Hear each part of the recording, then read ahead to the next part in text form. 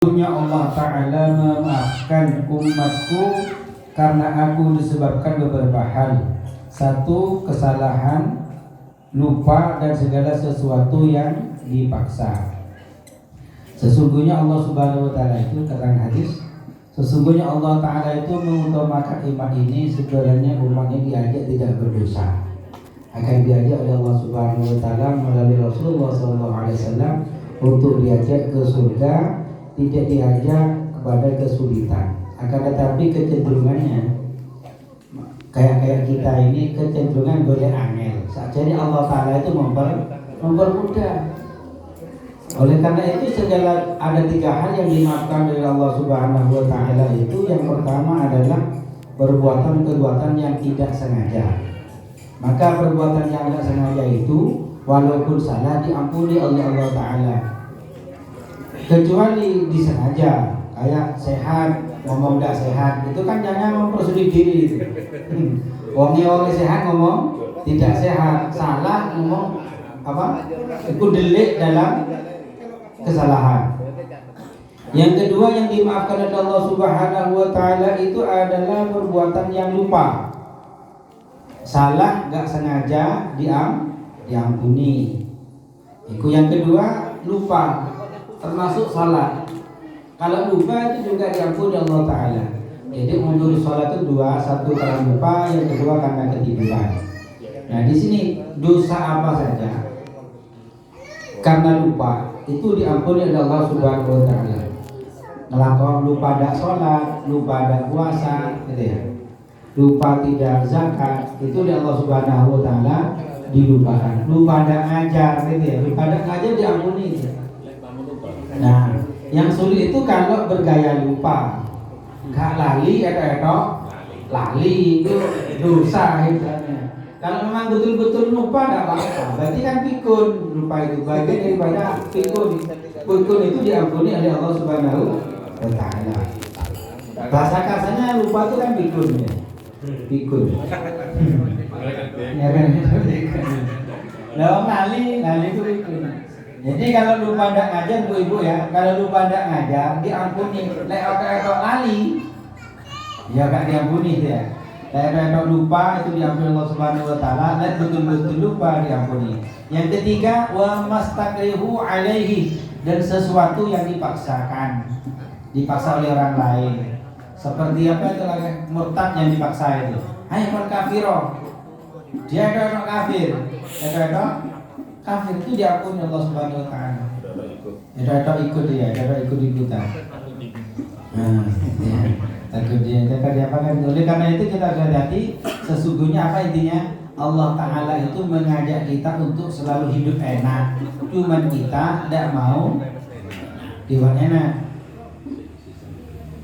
Sing nom-nom itu kan di Allah Subhanahu wa Ta'ala yang belum berkeluarga kan juga sederhana. Tidak perlu kaya, tidak perlu miskin ya. Yang penting enak, kan gitu ya. Gak ada itu golek angin, kepingin suge tok ya. Akhirnya ketong-ketong gitu ya. Akhirnya ketong-ketong. Karena apa? Karena tidak sederhana.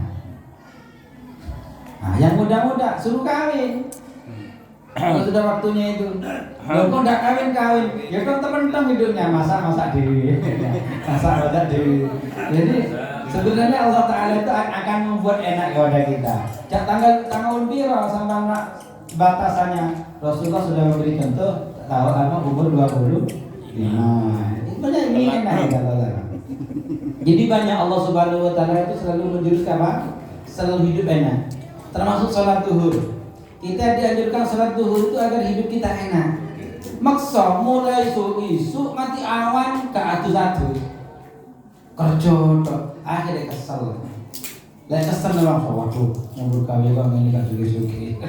Disalahi dewi.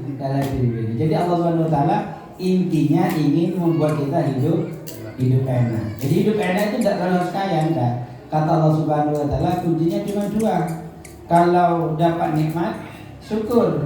Kalau tidak nikmat, enggak cocok dengan hati ini, sabar. Jadi enggak enaknya hidup itu. Sehingga gak enak kok awake dhewe maksa sugih, gak kuat larat. Maksa sugih, gak kuat melarat. Padahal itu sudah ketentuan Allah Ta'ala. Seperti makan terlalu kenyang, kan gak enak. terlalu lapar juga tidak enak. Makanya Allah Subhanahu wa taala khair Rasulullah Daud khairul umuri awsatuha. Ya, intinya tiga itu. Oleh karena itu Allah Subhanahu wa taala memberikan kemurahan tiga hal agar sampai tidak terlalu banyak membebani. Jadi pekerjaan perintah yang salah kalau tidak sengaja itu diampuni. Yang kedua, kalau tidak kerjakan sesuatu yang diperintahkan Allah Subhanahu wa taala lupa, maka juga diampuni. Yang ketiga, mengerjakan sesuatu yang tidak diridhoi Allah Subhanahu wa taala dengan terpaksa juga diampuni oleh Allah Subhanahu wa taala. Itu ya. Jadi ada tiga hal, ibu-ibu, bapak-bapak. Tuh rapi gak sengaja, jadi angin. Atau gak dalam rapi itu juga angin nantinya. Itu tidak ada dalam tulisan fikih, tidak ada. Yang hadis ke-40. Hataman ya? Hataman. Kata Waswanti. Hadis ke-40. Hadis 39 paham Bu ya? Intinya apa? Allah Ta'ala ingin mengajak kebaikan, maka ada tiga hal yang diampuni Allah Subhanahu wa taala. Yang pertama apa tadi? Kesalahan yang tidak sengaja. Kedua, tidak mengerjakan perintah karena lupa. Yang ketiga, mengerjakan perintah karena dipaksa. Malah melanggar perintah karena dipaksa. Itu diampuni Allah Subhanahu wa taala. Sekarang hadis yang ke-40. An bin Umar radhiyallahu anhu qala akhadha Rasulullah sallallahu alaihi wasallam biman kabai faqala kun fid dunya ka'annaka gharibun aw 'abir sabil. Wa kana Ibnu Umar radhiyallahu anhu ma yaqul idza amsayta fala tamtadi as-sabah wa idza asbahta fala tamtadi al-masa wa khudh min sikhatika limaradika wa min hayatika limautika. Artinya apa? Dari Ibnu Umar radhiyallahu anhu maka berkata Rasulullah sallallahu alaihi wasallam memegang kedua pundak saya. Katanya sama Ibnu Umar. Rasulullah memegang pundaknya Ibnu Umar dan berkata, jadilah engkau di dunia ini seakan-akan orang asing atau orang pengembara. Ibnu Umar berkata, jika kamu berada di sore hari, jika kamu berada di sore hari, jangan tunggu pagi hari. Dan jika kamu berada di pagi hari, jangan tunggu sore hari. Gunakanlah kesehatanmu itu persiapan untuk sakitmu dan kehidupanmu untuk kematianmu. Itu kata Abu Marwan Intanim khamsan qabla khamsin. Kata Rasulullah juga itu. Hadis ke-40 ini menerangkan bahwasanya kita itu hendaknya dijadilah orang yang asing. Orang asing itu biasanya nggak punya teman ya. Orang yang tidak punya teman itu biasanya orang-orang yang pilihan. Tidak ada temannya. Presiden nggak ada temannya presiden itu. Dia punya bawahan. Karena tidak ada presiden dua, presiden mesti satu. Tidak punya teman presiden. Lihat guru banyak. Guru teman guru. Terus kalau ngombe teman ngombe banyak. Cuman orang yang sedikit itu tidak punya teman. Seakan-akan orang asing. Dan itu merupakan bagian khiyarun min khiyar. Pilihan Allah Subhanahu wa taala yang dipilih oleh Allah Subhanahu wa taala cuma satu itu. Seperti Nabi tidak punya teman, Rasul tidak punya teman, Presiden tidak punya teman. Makanya ketika Sayyidina Umar itu tawaf di Ka'bah itu, di Ka'bah, semuanya gak aneh-aneh Sayyidina Umar itu. Ya Allah, jadikanlah aku bagian golongan orang-orang yang sedikit. Ya Allah, jadikanlah aku golongan orang-orang yang sedikit. Ditegur sama sahabat. Kok kita ngono dungo sampean kok enteng ngono. Iya, wong titik iku tipe wong sing pilihannya Gusti Allah. Kepala sekolah Pak ya? Hah? Kepala sekolah ya? Ya, kepala sekolah. Termasuk orang asing itu, dia punya kantor sendiri, enggak butuh teman-teman. Kepala desa Pak? Hah? Kepala desa? Nah, kepala desa juga kan. Itu khiyarun min khiyar. Bupati, enggak punya teman bupati itu enggak punya, dia punya bawahan. Nah, itu khiyarun min khiyar. Termasuk doa kita ketika sholawatan. Rabbi ja'alna minal akhyar. Ya Allah, jadikan orang-orang pilihan yang dipilih oleh Allah Subhanahu wa taala. Duhurnya mantap ekonominya, ya Allah. Amin. Rabbi ja'alna minal akhyar. Jadi orang-orang pilihan. Makanya jadikanlah katanya Nabi Muhammad kepada siapa? Ibnu Umar, jadilah kamu orang-orang yang apa? Gitu. Orang-orang asing yang seakan-akan tidak punya teman, karena itu adalah orang-orang pilihan. Jika kamu berada di sore hari, apa ciri-cirinya orang-orang pilihan itu? Jika kamu berada di sore hari, jangan tunggu pagi hari. Jika kamu mendapati pagi hari, jangan nunggu sore hari. Bab pekerjaan. Kalau sekarang itu sholat duhur, jangan ditunda lagi sholat duhurnya. Jam 12, Hamil masih sehat, masih nongkrong, gak ada pekerjaan, nganggur. Adzan, segeralah sholat duhur. Jangan nunggu nanti, kota sholat jam duhur. Ya leorit jam 12, jam duhur, gak jam suci mati, gak sholat. Sholatnya dalam keadaan maksiat. Jam 12 waktu duhur, tidak sholat duhur sampai jam 2, jam 1 matinya itu mati maksiat karena sampai belum melaksanakan sholat. Beda ini, sholat dulu terus jam 12 sholat, tidak nunggu sore, nggak nunggu tidur itu sudah langsung sholat. Mati sampai sudah membawa Islam dan iman, sudah bawa sholat. Pekerjaan juga begitu, termasuk nilai rapat, nilai ujian gitu. Maksimal terakhir jam tanggal 2 Februari. Tanggal 2 Februari itu gak teko, padahal orang nganggur. Ditunggu, gimana nilainya? Oh belum pak, gimana ya? Oh belum pak, gitu ya. Nunggu apa sama banyak pekerjaan. Itu bagian daripada itu bagian orang-orang yang tidak terpilih itu. Sehingga nunda seperti itu orang-orang yang tidak terpilih. Maka ketika pagi sampai hidup di waktu pagi, jangan nunggu ibadah itu nanti siang. Kalau sampai menangi duhur, segeralah laksanakan apa kegiatan duhur. Demikian juga pedagang. Kalau sudah waktunya pagi masuk dan sudah ada waktu masuk dan waktunya masuk, pergi ke pasar. Jangan nunggu siang, capek teh. Bapak daunnya itu. Makanya ini bagian daripada khiyarun min khiyar. Sampai termasuk sebagai orang yang terpilih. Lek sama jakong, kami pagi-pagi itu ke pasar jakong. Waktunya sudah waktunya ke pasar. Temannya banyak. Oh, aku cantuk adik kono. Ketika kamu gak jadi orang asing, gak punya prinsip, makan jakong sama kawan-kawan kamu. Kau yang ngopo? Ini sabda Rasul. Jadilah kamu orang asing. Ketika kamu meninggalkan teman-temannya untuk pekerjaan yang kamu hadapi, berarti sampai sudah mengasingkan diri orang-orang itu dan memisahkan diri orang itu, dan sampai yang termasuk sebagai orang yang terpilih terbaik di antara orang-orang sing ngobrol di bawah. Ya. Jadi ya, sabda Rasul ini mudah-mudahan digunakan dengan baik. Nah, selanjutnya Rasulullah bersabda juga, wa idza wa khud min sihatika, jadikanlah kesehatanmu itu dimawadika, persiapan untuk masa sakitmu. Jadi basic sehat. Jaga kesehatannya, jangan sampai sakit. Terutama anak muda-muda. Anak-anak muda ini tidak apa namanya. Anak-anak muda kan fisiknya masih kuat, masih enak. Diterus nih, mulai isya sampai jam 2 ngobrol ke sana kemari. Begadang. Nah, setidak-tidaknya nanti itu akan sakit. Nanti lebih tua itu rapuh orang itu, tidak akan kuat.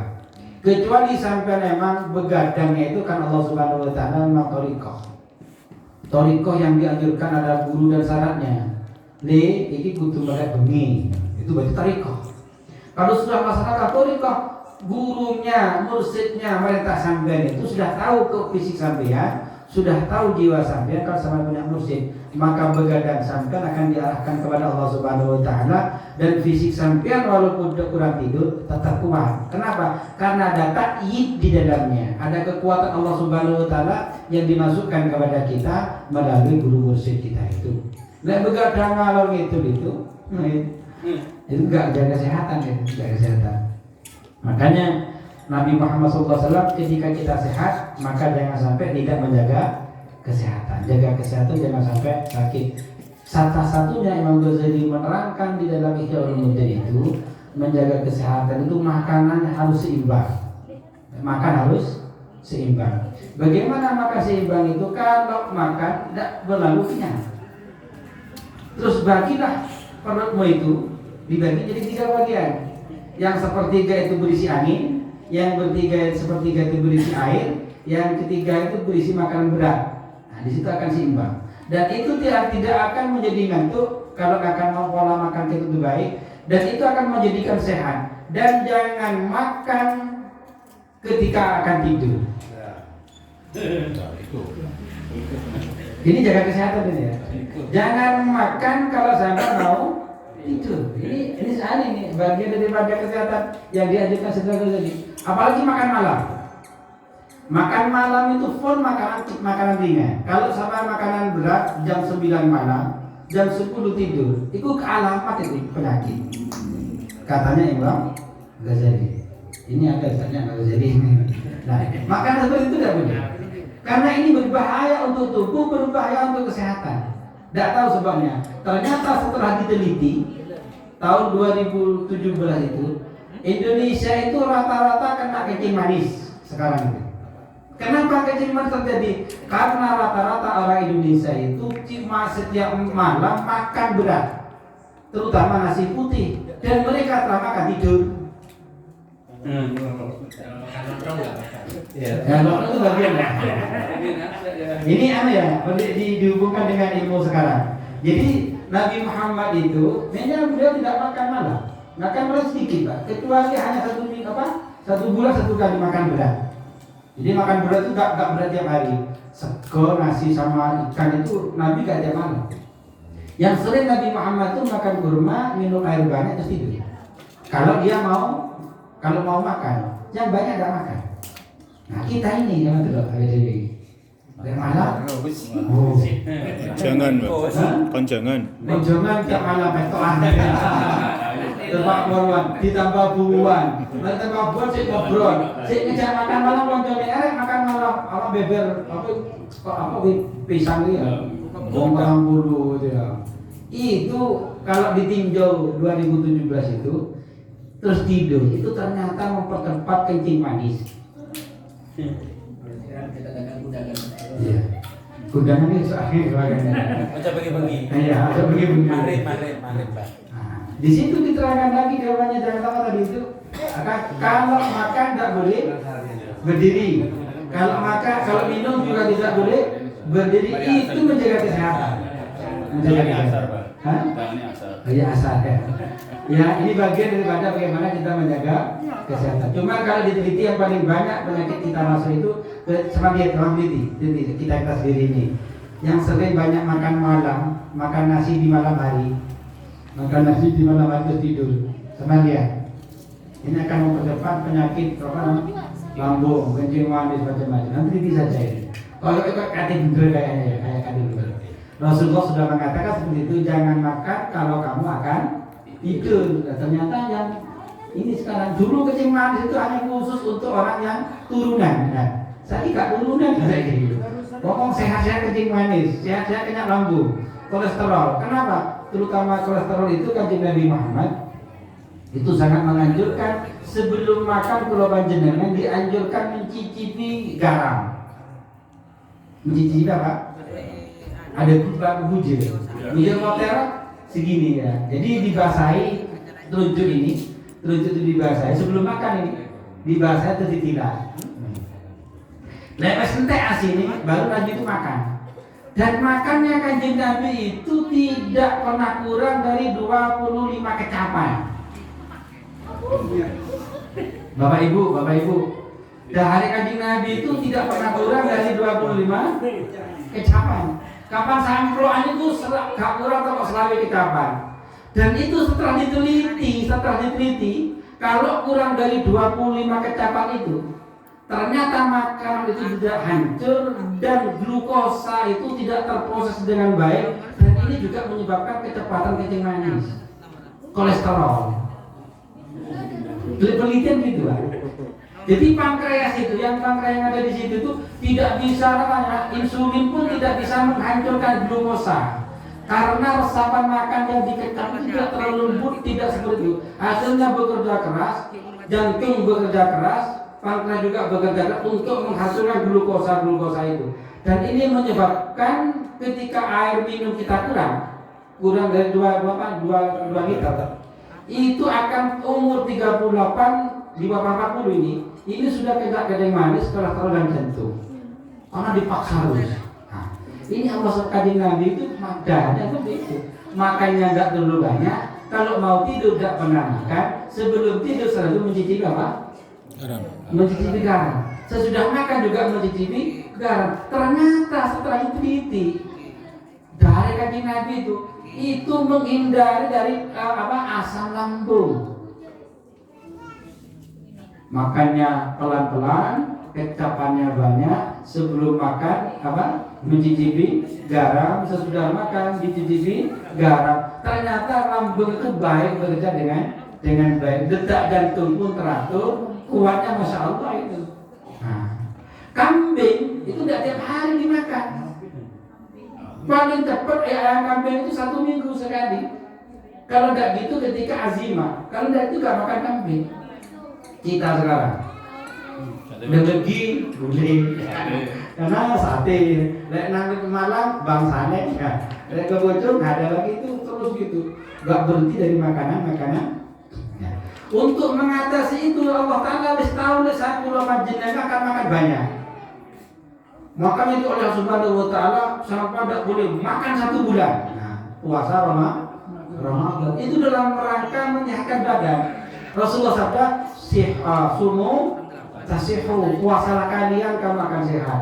Jadi penyakit apapun kata Rasulullah itu mesti tombolnya, obatnya ada di puasa. Di puasa. Puasa itu ngeker hawa nafsu, ngeker makanan, ngeker minuman, ngeker sesuatu yang kita senangi. Itu akan kita menjadi sehat. Kepingin suki, tahan. Biasa-biasa sehat. Ya. Gitu cara nahannya. Buku pengen suki, tahan aja. Kalau sudah rezekinya sedikit, terima. Alhamdulillah aku terima ya Allah. Sing gebu-gebu wajib, gebu suki itu wajib. Bikin suki itu wajib namanya. Ketika diberi Allah Subhanahu wa Ta'ala tidak sesuai, maka bersabarlah. Itu gak ambisi, gak ada ambisi. Dan itu menyebabkan kita akan menjadi hidup sehat dan temannya banyak, insya Allah.